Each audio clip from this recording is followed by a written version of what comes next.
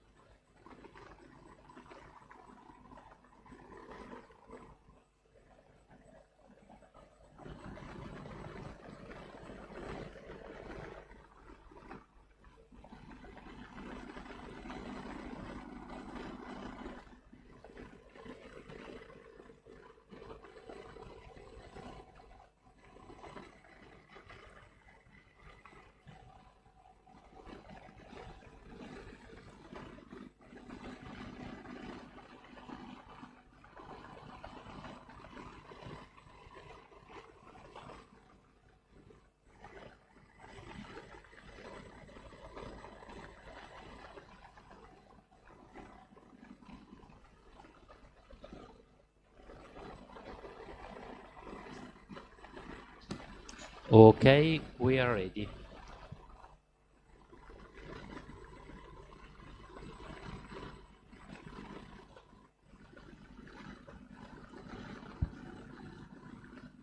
Here we are. Can you hear me? Perfect. You can see us? Perfect. Thank you very much for being with us and welcome to Mika Gustafson and Alexander Öhrstrand, the director and the two co-screenwriters of Paradise is Burning. That is one of the most moving and tender movie right now in Italian cinemas. I'm really happy to have you here tonight. Thank you really for joining us. I'm Francesco. You can see me. I'm waving here, and I'm going to ping-pong between the camera and the screen. And I'd like to make notice that there is a third member of the crew right now at the center. Welcome even to him. What is his name again? Rio, perfect. I'll try to say it better the next time we meet. And perfect. So I'm here just to break the ice. The movie is about to begin in 20 minutes, and I'd like maybe to share with the audience. I'd like you to share with the audience some insights about this work. I'm just going to check if anyone need translation, and I'll be back at you. Qualcuno di voi ha bisogno della traduzione? Non fatevi assolutamente problema, perché nel caso la si fa. Last call, nessuno? Perfetto. Allora procediamo. There is no need of translation, so we can go freely. Perfect. So, I know that maybe it doesn't sound too much orthodox, but I'd like to begin with the end, because it seems to me that it has almost a year since you have presented the work for the first time at Venice. Last year, where also it won the prize for Best Director in the Horizon section. And I'd like to know, after a year of presentations, of Q&A, is your relationship with this movie changed throughout this year? Because I know that sometimes, after so many moments spent with it, a movie reveals itself in different ways, even for its authors. I'd like to know, what is your relationship right now with Paradise is Burning? Well, first we have to say that this is Mika, the director. And I'm Alex, the writer. And also, we just happen to have, Mika must show you. It's a lion. The lion. It's the fourth member of the crew. Exactly. Yeah. Our relationship to the film. I don't know. Of course, it's. I mean, you live with the film so close.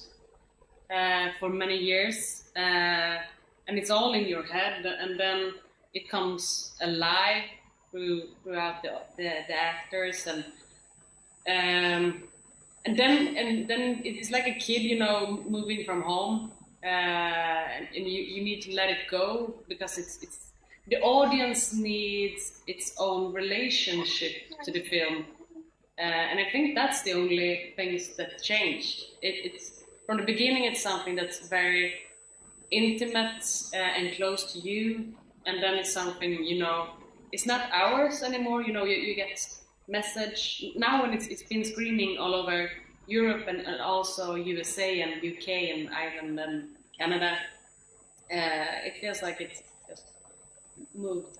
And people write you and they are like coming up with the beautiful thoughts about the film that sometimes you've been thinking about it and sometimes it's totally new things that they see. And I think that's the best, because I think that the film should be the audience film in the end, you know. Yeah, I agree. Yeah, I don't think the film has changed so much from Q&As and talking about the film. For me, the film changed more from writing to shooting the film and then editing the film. That's the biggest changes that is made for me. And like Mika said, the biggest change from the films from the premiere to now is the audience. The audience have the most beautiful phrases, the interesting questions, the coolest theories about the dogs, about whatever. So it is, in a way, it's almost like you get to see. You can never see your own film, but in a way, talking to the audience is the only way you can actually see your own film. The audience eyes on the film is the best. I mean, so we have to say thank you to the audience sitting there now for supporting cinema, supporting the film. From the bottom of our hearts, thank you. Without you, we don't exist. Thank you. Thank you very much again for the movie, because it's really a way to share moments like this that really matters at the end of it. So maybe it's good to go back at the beginning, and try to understand together which was the sparkle that ignited you to work upon this story about three sisters, three siblings, and to develop it throughout the last months.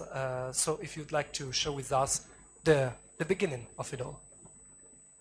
I think it's hard to say one moment or one thing. It is different. I think we wanted to find this tone and this story that has its own world and freedom and despair, like cheek to cheek, and this poetic and punk very close to each other. There was the tone of it, and then I remember that I was longing for female characters, and this female kids. They were like not girls; they were human beings, and for them to be, both fun and dangerous and everything at the same time and everything at once that I was missing and longing for to see in film. And then I had this story about these two sisters, and then we created it together. Yeah, it's two sisters from the beginning, and then there became three. And then we also talked about trying to make a film that kind of deviates or drifts away from what we perceive as being kind of the norm of Swedish cinema, where everything's like hyper realistic, the camera is like an architect looking at people from the outside. We wanted the film to be, the camera was like a character in the movie. You're with the girls, you're in it, you're an accomplice. If they're making a crime, you as an audience are making a crime. Fast cut tempo, we wanted to make that kind of a film full of life, of spark, of colors, and French New Wave, Italian neorealism influences. So we wanted to make that as well. So I think there are many sparks that make a film. It's maybe not a single one, but many sparks. Perfect. And then I get the occasion to ask you how it was your workflow, having here the two screenwriters of the movie. Did you write all the things together, or did you decide to separate maybe the tasks and try to get them together in a second moment.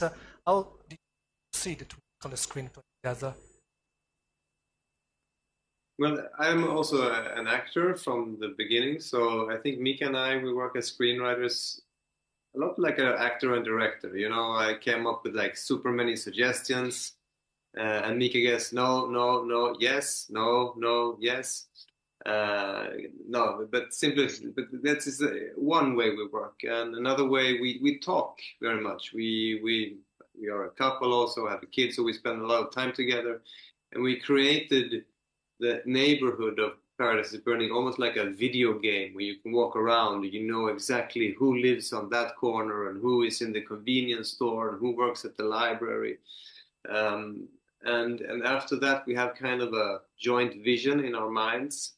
And then we talk about this scene could be that, or maybe it could be this or that. And then we just say, okay, you write those 5 scenes, I will write these 5 scenes. Then we switch. It's a mess. A creative, wonderful mess. So you should never know who really wrote a scene, and I think we are like best friends and our worst enemies in the writing room. I mean, I think we push each other a lot, but I think what's make it fun to work with you, I think it is because, as Alex said, he's an actor from the beginning, and my mainly focus when I started to work with film was that I totally adore actors, and I'm a really nerd when it comes to acting and how do you direct actors, how do you make it look true or look authentic. What is that really?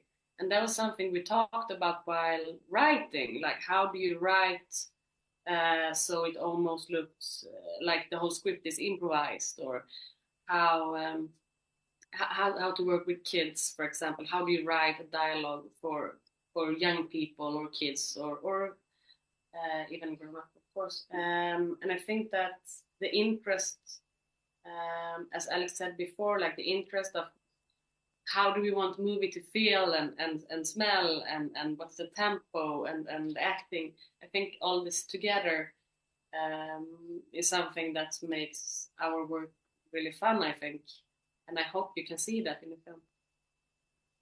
So it's the right time now to discuss the actresses are really one of the greatest thing about it. I know that you got to a great challenge that was the casting phase, about 10 months, if I'm correct, about searching them. So I'd like you maybe to share with us some stories about this phase, but especially I'm really curious about how you get to harmonize the 3 girls together on the screen, because you can really feel, it seems to me, we're really sisters, real life, watching them on the big screen. There's really a sort of purity to the way acting. A great dynamics too. So it's like, yeah, as you said, it took 10 months to find them. We were really like scouting everywhere. And then also we put it together like a workshop. I think I also prepared for this film, all since I started. So I remember the first day on set, I was like, now we're gonna make this film, and I've been longing for this, but I'm also nervous. And then I was like trying to cool myself down, and I was like, I prepared for this for 15 years. So I think all from the beginning I was planning for how, and I also when I made the short films, I worked with young actors or first-time actors and also professional actors. And me and Alexander, we put it together a workshop with the 3 girls, because they also need to learn how to act. How do you work with the text? How do you work with improvisation? But also, how do you become sisters? How do you become close? and also as you're gonna see in the film, it's a lot of like fights and sort of things, and it could be a good idea because then you have a intimate coordinator and also a fight coordinator. So we started with that kind of scenes, like what is a fight scene? It is also dance, and then you need to get close to each other, and we talk about like what's the boundaries when you create the scene and so on. So I think it's, and also Ida Engvall, she's a great actress, professional actor, and she has a role in the film, and so she started on set, the shooting sets. Ida and Bianca, who's the oldest sisters, they started to work together, and then Bianca, who plays the older sister, she worked with the middle sister and then the youngest one. So then they get to learn from each other. So everything is like planning and tries to set up a teamwork. And I think also when they learn something, because they were first-time actors, none of them had ever been in a casting room and never made a film. So whenever we had a workshop to teach them acting, whenever they learned something, they learned it together in the same room, and that became, a bonding experience for them.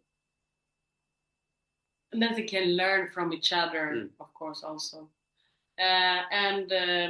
We went through a great casting process, and I told Alex that you never know where you can find, because I'm very, as a director, I'm always very involved in the casting process. And then I involved Alex as well, because I was like, but you also know the story, and I've been talking about these girls and the energy that I'm looking for years. So I was like, you should always keep your eyes open. And then a Sunday morning, you found Bianca. Yeah, Bianca, who plays the older sister. I was going to get some breakfast, and I was an actor in a TV series. I had a mustache from the 70s, a weird haircut. And I walked down to the supermarket, and I heard this teenage girl voice screaming on someone on the phone. And I turned around, and it was Bianca. She was like really cool, screaming on the phone. And I called Mika. I said, "You have to come here, get the number to the girl, because we have to make a casting." And Mika said, I can't make it in time. You have to do it." And I'm like, I'm 40 years old with a mustache, going up to a teenage girl saying, "You want to be in the movie?" They're going to kill me, you know. But it was like, I'm gonna kill you, take her number, because she seems to be like the perfect fit for the film. You have to ask for her number. But it also turns out that Bianca is actually very not so similar to the character of Lara. The character of Lara is very like, she's been in a lot of fights, and but Bianca is very like close ties to her family. She writes poetry, very, never been in a fight. But she's very super talented actor, super talented, really listens, very smart. But anyway, Alex took her number, but he lost. One of to the wrong number. I was nervous. So we lost her.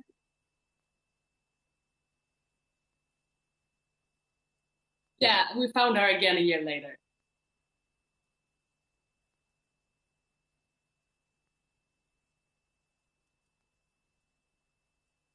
Before the movie, so maybe it's hard to imagine. But if you got something to ask, please raise your hand and I'm going to lend you the mic. That's cool, no, perfect. So maybe I'm going just to, yeah? Hi, I'm Max. I would like to know if there is some autobiographic part in the movie that reflect your life, how you develop the relation with the teenager after. That's it. I think that every filmmaker use things, from their life. But this is a total fictive story. I think when we build the characters, we often build them as almost like Frankenstein's monster, like we use a little bit from one like a neighbor that you had, or a sister that you had, and a brother from this. Every character can be a piece of 5 different persons, for example. But otherwise, it's a fictive story. And I also think, when I went to film school, I remember I had a professor who was like, go out and live, don't just sit inside and write and think about film and see film. You should also live your life, because it's from life you take your stories.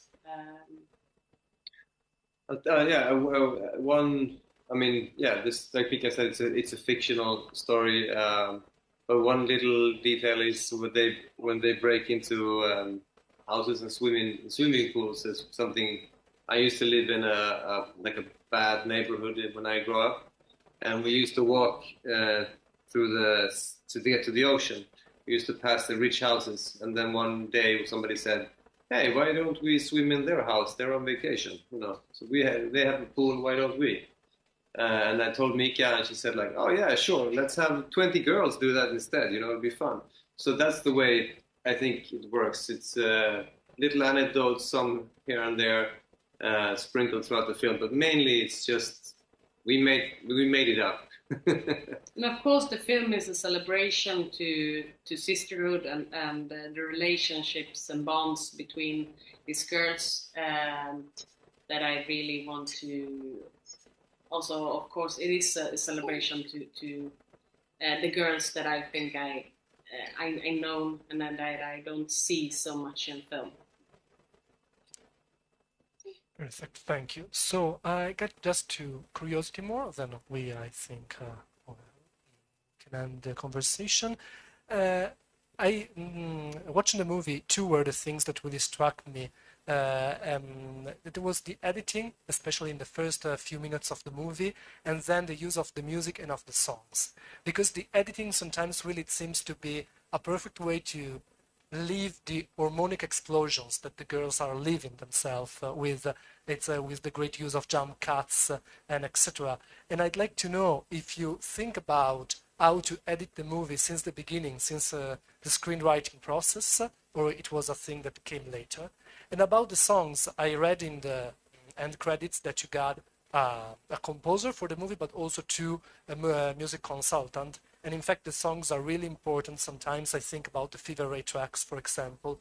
And I'd like even there to know how did you choose songs for a movie? If you go in your inner catalog, or you try to find something new, adapt for the scene, etc.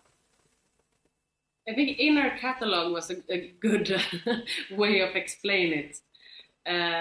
I think all the songs in the film are written in the script. Every song is from the beginning. I think it's 2 songs. It's a Fever Ray song and O Susie. So it's two songs that we needed to change and that came up in the editing. So otherwise it was really planned how to use the music, and it was really important in the writing process. And about the edit, I did want to add something about the music. No, the Fever Ray was written in the script, but the Blue Moon was not. We thought along about what specific song to match or contrast the characters' feelings. If a character is maybe stressed or has 1,000 thoughts in a second, we wanted the energy of the song to maybe match or contrast that. So we gave our inner catalog a run for its money to see. And also, I mean, the film is really its own world. So we wanted the songs should also be. How do you pick them? I don't know. It's like it should not be like this is just music from the 80s, because the film is played out in the 80s, for example. I mean, I listen to music from from everything from the 50s to today. You know, it's a great span of different types of music. We wanted we wanted it to feel. Yeah, I don't know how to explain. Organic, maybe to the scene. Yeah. But it feels like this, and it really works. And Mika also said that she wanted the film to be sort of like a memory that you had about your childhood, and then in that memory you have like a mixtape from your childhood. So it could be eclectic. It doesn't have to be one. And artist. Also, often in the film, the music is played. How do you say in English? From the characters. It's the characters. It's diegetic. It's inside the scene. Yeah.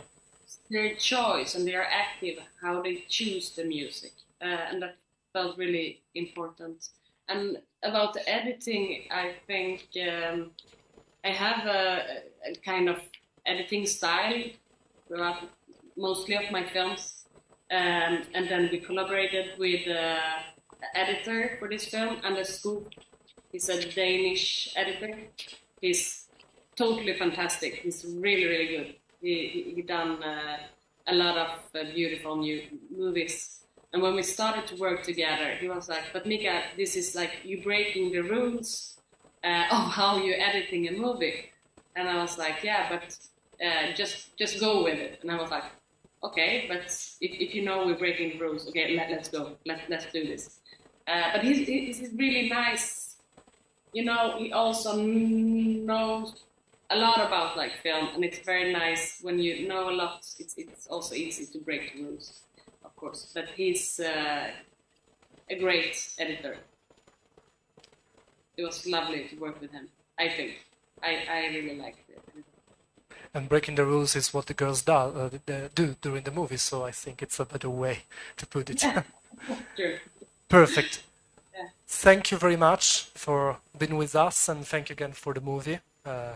So the audience right now is going to enjoy it. I hope that Alexander is somewhere and can hear me right now. Okay.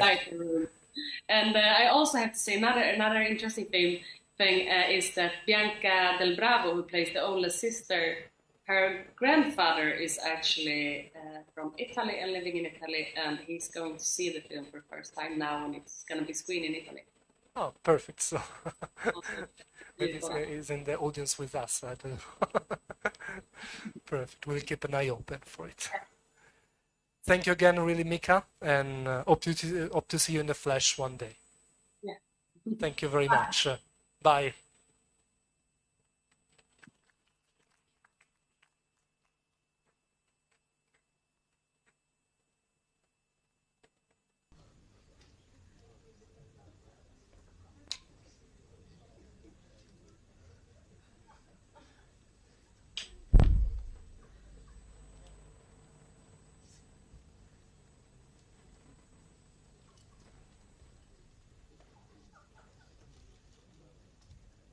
Do you love movies?